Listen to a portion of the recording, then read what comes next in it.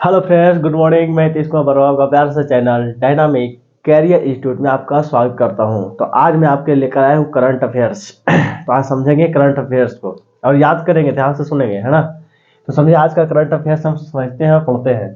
तो कहता है बाबू कि केंद्र सरकार ने सरोगेसी नियम 2022 में संशोधन किया। कब किया था? 2022 में। भारत ने किया सबसे बड़ी सौर बैटरी परियोजनाओं का अनावरण। भारत ने किया सबसे बड़ी सौर बैटरी परियोजनाओं का अनावरण। देखो कहाँ किया था, सो समझते हैं।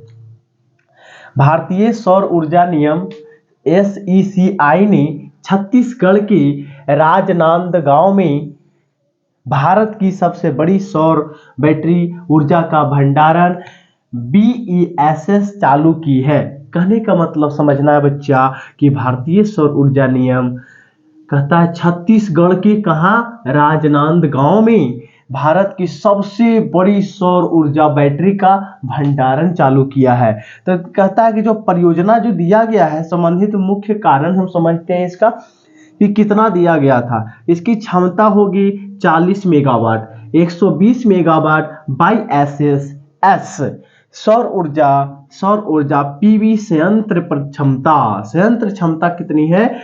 152.325 मेगावाट, है ना। इतनी मात्रा में वहां छत्तीसगढ़ में दिया गया। यानी कहने का मतलब भारत की सबसे बड़ा क्या है, सौर ऊर्जा नियम लागू किया था। कहां? राजनांदगांव में, है ना। सौर ऊर्जा समझते हैं। आगे कहता है कि इसकी जो प्रेषणीय क्षमता है, प्रेषणीय क्षमता कितनी है? 100 मेगावाट SC कितनी है? 100 मेगावाट SC। और इसमें दिया गया है 155 दिया गया है 0.0 मेगावाट PFDC। इसकी DC कितना दिया गया है? 155.0 मेगावाट PFDC दिया गया। SC कितना है? 100 मेगावाट DC। इसके लाभार्थी कितने हैं? छत्तीसगढ़ राज्य के। अब छत्तीसगढ़ में जब दिया गया है, इसके लाभार्थी भी कहाँ के होंगे? तो छत्तीसगढ़ के ही होंगे। आगे देखते हैं। मरियम नवाज कौन है? मरियम नवाज जो थी पंजाब प्रांत की पहली महिला मुख्यमंत्री। मरियम नवाज बनी पंजाब प्रांत की पहली महिला मुख्यमंत्री। आगे समझते हैं। पाकिस्तान के पंजाब प्रांत की पहली महिला मुख्यमंत्री वरिष्ठ PMLN नेता मरियम नवाज को बनाया गया। मरियम नवाज कौन है, ये भी जान लेते हैं। मरियम नवाज को कहा गया PMLN का नेता बनाया गया। अब जानते हैं कि हम पाकिस्तान के पूर्व जो 3 बार प्रधानमंत्री बन चुके हैं, कहता है मरियम नवाज 3 बार पूर्व प्रधानमंत्री नवाज शरीफ की बेटी है। क्या है? आप लोग नवाज शरीफ के नाम जानते होंगे, क्योंकि पूर्व 3 बार वो क्या रह चुके हैं? प्रधानमंत्री रह चुके हैं। कहाँ के? पाकिस्तान के, है ना। पाकिस्तान के 3 बार पहला यानी कि पूर्व प्रधानमंत्री रह चुके हैं। उन्हीं की बेटी है मरियम नवाज कहाँ की बनी थी? पंजाब प्रांत की पहली महिला मुख्यमंत्री बनी है। कहाँ की? पहली महिला मुख्यमंत्री बनी है पंजाब प्रांत की, है ना। तो इसको फटाफट आप क्या करो, नोट डाउन करो। चलो आगे देखे।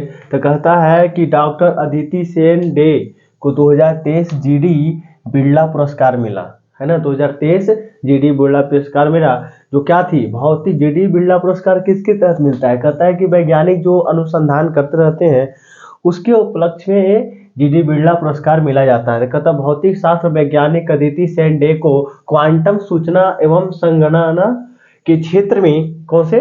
क्वांटम सूचना और संगणना के क्षेत्र में किए गए कार्य के लिए 2023 का घनश्याम दास बिरला पुरस्कार दिए जाने की घोषणा किया गया था। अच्छा देखो, जो GD घनश्याम दास बिरला पुरस्कार कब लागू हुआ था? तो 1991 में शुरू किया गया था। क्या? घनश्याम दास बिरला पुरस्कार देश में रहकर किस उपलक्ष्य मिला जाता था? तो देश में रहकर कर रहे 50 वर्ष या इससे कम आयु 50 वर्षों या इससे कम आयु के वैज्ञानिकों की प्रतिभा को सम्मानित करने के लिए दिया जाता है। कौन से पुरस्कार है? तो घनश्याम दास बिड़ला पुरस्कार दिया जाता है। किस क्षेत्र में? वैज्ञानिकों के प्रतिभा को सम्मानित करने के लिए, वैज्ञानिकों की प्रतिभा के कितने उम्र तक के? 50 चाहे 50 से कम वर्ष के लिए। और कहता है कि इसकी शुरुआत हुई थी 1991 में, यानी कि 1991 ईस्वी में। घनश्याम बिड़ला पुरस्कार देश के रहकर, देश में ही रहकर, बाहर नहीं जाना है, तो घनश्याम दास बिड़ला पुरस्कार दिए गए थे। किसको दिया गया था? तो डॉक्टर अदिति शेंडे को दिया गया है। ये भौतिक का है ना, ये भौतिक शास्त्र वैज्ञानिक अदिति शेंडे का क्वांटम सूचना के आधार पर दिया गया था। भौतिक विज्ञान शास्त्र के वैज्ञानिक थे। कौन? अदिति सेन। आई कहता है विजय शेखर शर्मा, ये पता होगा आपको, विजय शेखर शर्मा ने पेटीएम पेमेंट्स बैंक बोर्ड से इस्तीफा दिया। यानी विजय शेखर शर्मा ने पेटीएम पेमेंट बैंक बोर्ड से क्या दिया? इस्तीफा दे दिया है। पेटीएम पेमेंट्स बैंक के संस्थापक और सीईओ विजय शेखर शर्मा। विजय शेखर शर्मा क्या थे? पेटीएम के संस्थापक और सीईओ थे, जो क्या किए? पेटीएम पेमेंट्स बैंक के अंशकालिक गैर कार्यकारी अध्यक्ष और बोर्ड सदस्य के रूप में अपनी भूमिका से इस्तीफा दे दिया है ना। आगे पढ़ते हैं कि भारत के सबसे उम्रदराज सांसद और समाजवादी पार्टी के नेता शफीकुर रहमान बकर के 94 वर्ष की उम्र में क्या हो गया है? निधन हो गया है ना। तो कहता है भारत के सबसे उम्रदराज सांसद कौन थे? समाजवादी पार्टी के क्या थे? ये नेता थे। ये शफीकुर रहमान बर्फ का 94 वर्ष की आयु में निधन हो गया है। 28 फरवरी को हुआ था, है ना। तो इसको फटाफट नोट डाउन कर लो और समझो। चलो आगे देखते हैं।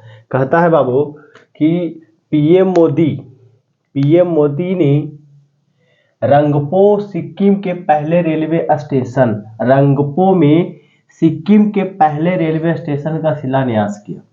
सिक्किम में स्टेशन, रेलवे स्टेशन नहीं था, तो पीएम मोदी ने रंगपो में सिक्किम के पहले रेलवे स्टेशन का क्या किया? शिलान्यास किया। सिक्किम के पहले रेलवे स्टेशन, रंगपो एक जगह का नाम है जिसमें सिक्किम में पड़ता है, जो कि रंगपो में सबसे पहले क्या किया? रेलवे स्टेशन का शिलान्यास किया। यह सिवोक पश्चिम बंगाल से रंगपो सिक्किम तक चल रहे 45 किलोमीटर रेल लाइन का एक प्रमुख घटक है। कहां से चलेगा? सिवोक। कहां से? सिवोक पश्चिम बंगाल से रंगपो तक कितने किलोमीटर? 45 kilometre rail.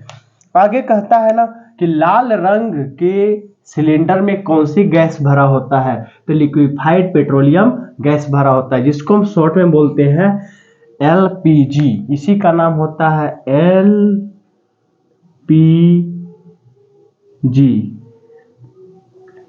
इसको शॉर्ट में बोलते हैं बच्चा एलपीजी, लिक्विफाइड पेट्रोलियम गैस। तो ध्यान रखना आज के बाद से कि लाल रंग के सिलेंडर में कौन से गैस भरा जाता है? तो नाइट्रस लिक्विफाइड पेट्रोलियम गैस होता है।